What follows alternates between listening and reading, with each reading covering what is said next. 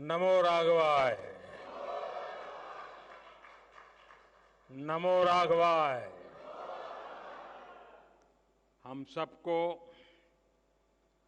आशीर्वाद देने के लिए उपस्थित पूजनीय जगतगुरु श्री रामभद्राचार्य जी, यहाँ पधारे हुए सभी तपस्वी वरिष्ठ संतगण, ऋषिगण, मध्य प्रदेश के राज्यपाल श्री मंगूभाई पटेल, मुख्यमंत्री भाई शिवराज जी,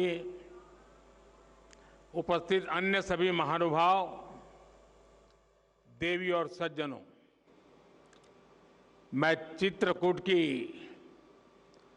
परम पावन भूमि को पुनः प्रणाम करता हूं।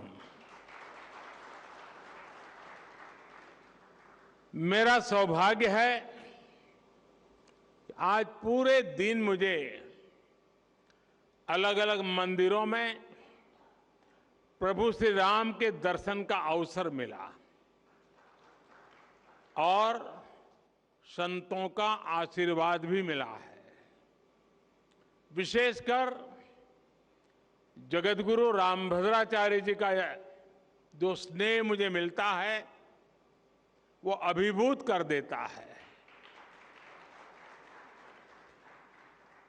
सभी श्रद्धेय संतगण, मुझे खुशी है कि आज इस पवित्र स्थान पर मुझे जगतगुरु जी की पुस्तकों के विवाचन का अवसर भी मिला है। अष्टाध्यायी भाष्य, रामानंदाचार्य चरितम और भगवान कृष्ण की राष्ट्रलीला, ये सभी ग्रंथ भारत की महान ज्ञान परंपरा को और समृद्ध करेंगे। मैं इन पुस्तकों को जगतगुरु जी के आशीर्वाद का एक और स्वरूप मानता हूं। आप सभी को मैं इन पुस्तकों के विमोचन पर बधाई देता हूं। मेरे परिवारजनों, अष्टाध्यायी भारत के भाषा विज्ञान का, भारत की बौद्धिकता का और हमारी शोध संस्कृति का हजारों साल पुराना ग्रंथ है। कैसे एक एक सूत्र में व्यापक व्याकरण को समेटा जा सकता है, कैसे भाषा को संस्कृत विज्ञान में बदला जा सकता है, महर्षि पाणिनि की हजारों वर्ष पुरानी रचना इसका प्रमाण है। आप देखेंगे दुनिया में इन हजारों वर्षों में कितनी ही भाषाएं आई और चली गई। नई भाषाओं ने पुरानी भाषाओं की जगह ले ली, लेकिन हमारी संस्कृत आज भी उतनी ही अक्षुण्ण, उतनी ही अटल है। संस्कृत समय के साथ परिष्कृत तो हुई, लेकिन प्रदूषित नहीं हुई। इसका कारण संस्कृत का परिपक्व व्याकरण विज्ञान है। केवल 14 माहेश्वर सूत्रों पर टिकी यह भाषा हजारों वर्षों से शस्त्र और शास्त्र दोनों ही विधाओं की जननी रही है। संस्कृत भाषा में ही ऋषियों के द्वारा वेद की ऋचाएं प्रकट हुई है। इसी भाषा में पतंजलि के द्वारा योग का विज्ञान प्रकट हुआ है। इसी भाषा में धन्वंतरी और चरक जैसे मनीषियों ने आयुर्वेद का सार लिखा है। इसी भाषा में कृषि पराशर जैसे ग्रंथों ने कृषि को श्रम के साथ साथ शोध से जोड़ने का काम किया है। इसी भाषा में हमें भारत भूमि के द्वारा नाट्य शास्त्र और संगीत शास्त्र का उपहार मिला है। इसी भाषा में कालिदास जैसे विद्वानों ने साहित्य के सामर्थ्य से विश्व को हैरान किया है। और इसी भाषा में अंतरिक्ष विज्ञान, धनुर्वेद और युद्ध कला के ग्रंथ भी लिखे गए हैं। और ये तो मैंने केवल कुछ ही उदाहरण दिए हैं। ये लिस्ट इतनी लंबी है कि आप एक राष्ट्र के तौर पर भारत के विकास का जो भी पक्ष देखेंगे उसमें आपको संस्कृत के योगदान के दर्शन होंगे। आज भी दुनिया की बड़ी बड़ी यूनिवर्सिटीज में संस्कृत पर रिसर्च होती है। अभी हमने ये भी देखा है कि कैसे भारत को जानने के लिए लिथुआनिया देश की राजदूत ने भी संस्कृत भाषा सीखी। यानी संस्कृत का प्रसार पूरी दुनिया में बढ़ रहा है। साथियों, गुलामी के 1000 साल के कालखंड में भारत को तरह तरह से जड़ों से उखाड़ने का प्रयास हुआ। इन्हीं में से एक था संस्कृत भाषा का पूरा विनाश। हम आजाद हुए, लेकिन जिन लोगों ने गुलामी की मानसिकता नहीं गई, वो संस्कृत के प्रति वैर भाव पालते रहे।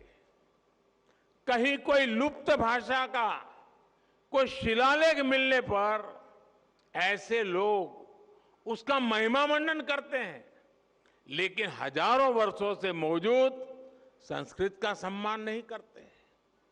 दूसरे देश के लोग मातृभाषा जाने तो ये लोग प्रशंसा करेंगे, लेकिन संस्कृत भाषा जानने को ये पिछड़ेपन की निशानी मानते हैं। इस मानसिकता के लोग पिछले 1000 साल से हारते आ रहे हैं और आगे भी कामयाब नहीं होंगे। संस्कृत केवल परंपराओं की भाषा नहीं है, ये हमारी प्रगति और पहचान की भाषा भी है। बीते 9 वर्षों में हमने संस्कृत के प्रसार के लिए व्यापक प्रयास किए हैं।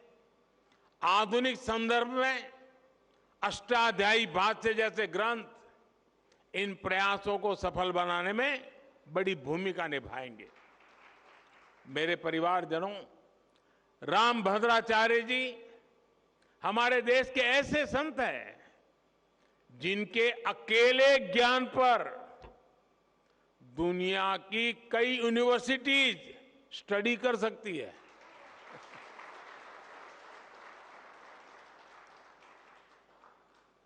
बचपन से ही भौतिक नेत्र न होने के बावजूद आपके प्रज्ञा चक्षु इतने विकसित हैं कि आपको पूरे वेद वेदांग कंठस्थ है। आप सैकड़ों ग्रंथों की रचना कर चुके हैं। भारतीय ज्ञान और दर्शन में प्रस्थानत्रयी को बड़े बड़े विद्वानों के लिए भी कठिन माना जाता है। जगत गुरु जी उनका भी भाष्य आधुनिक भाषा में लिख चुके हैं। इस तरह का ज्ञान, ऐसी मेधा व्यक्तिगत नहीं होती, ये मेधा पूरे राष्ट्र की धरोहर होती है।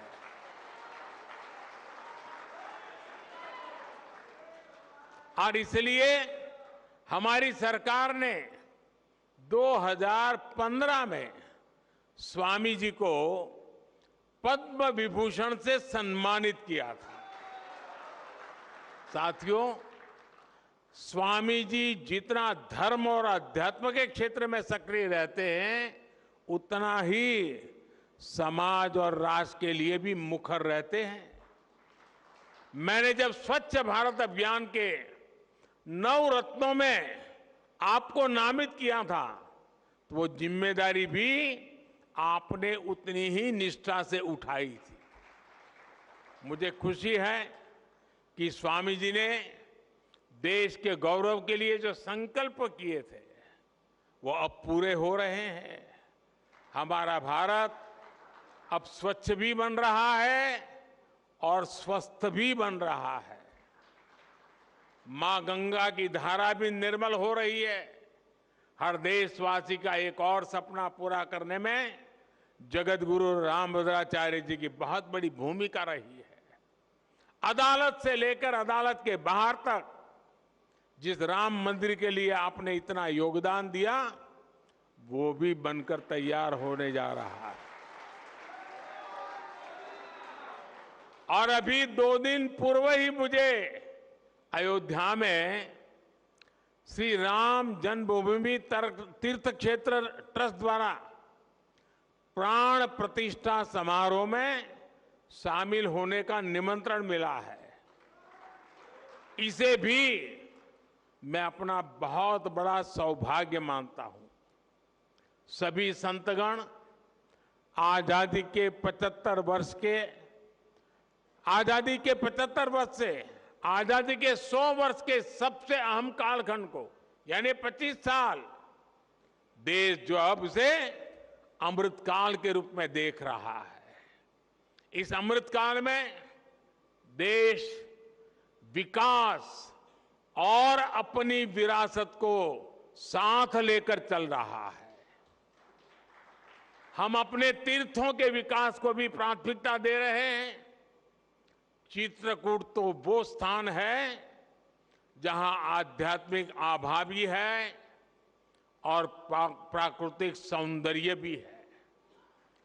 45,000 करोड़ रुपए की केन बेतवा लिंक परियोजना हो, बुंदेलखंड एक्सप्रेस वे हो, डिफेंस कॉरिडोर हो, ऐसे प्रयास इस क्षेत्र में नई संभावनाएं बनाएंगे। मेरी कामना और प्रयास है चित्रकूट विकास की नई ऊंचाइयों पर पहुंचे। एक बार फिर पूज्य जगत गुरु श्री रामभद्राचार्य जी को मैं आदरपूर्वक प्रणाम करता हूं।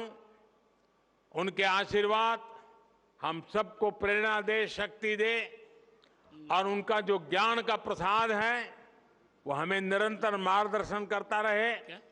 इसी भावना को प्रकट करते हुए मैं हृदय से आप सबका बहुत बहुत धन्यवाद करता हूं।